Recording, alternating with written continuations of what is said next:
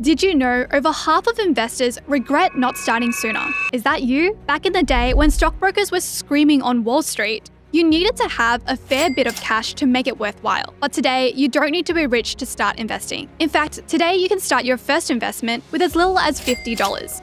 Yep, $50. Because the first step isn't about how much you invest, it's about actually starting. The Saver to Investor series is brought to you in partnership with iShares by BlackRock. Last episode, Tom had $10,000 ready to invest. Today, we're putting it to work. First things first, the platform. You could liken an investing platform to your banking app, but it's for the stock market. Some things to look for. Low fees. When you invest, there are often costs involved, such as brokerage or account fees. These can vary between platforms, so it's worth comparing options and focusing on keeping costs low over the long term. Because lower fees means more of your money gets invested. User-friendly interface. Some platforms are more intuitive to navigate, which can make a big difference when you're just starting out with investing.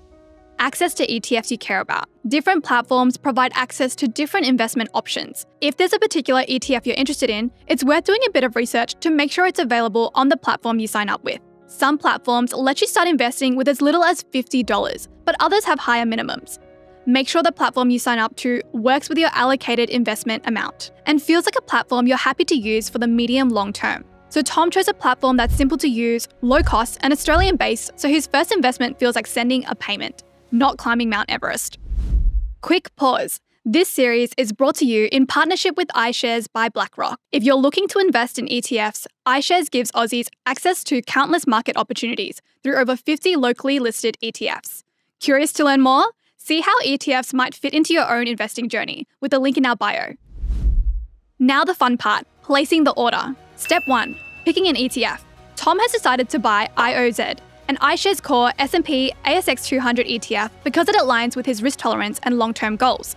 In the next episode, we'll explain what to consider when picking an ETF for your portfolio. Step 2, choose how many units to buy based on the amount you want to invest. Remember to factor in any potential fees.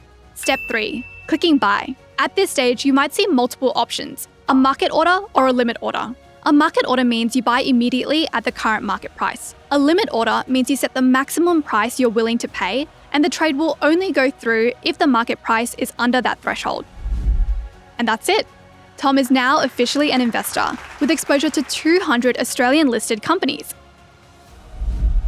Now you might be wondering what happens next. First is settlement. It may take a few days for the trade to officially go through and for Tom to legally own the ETF units. Second, distributions, also known as dividends. Some ETFs pay distributions, which is a share of the profits from the companies in the ETF. This tends to happen every quarter, so Tom can expect some distribution payments around March, June, September, and December, if he's eligible.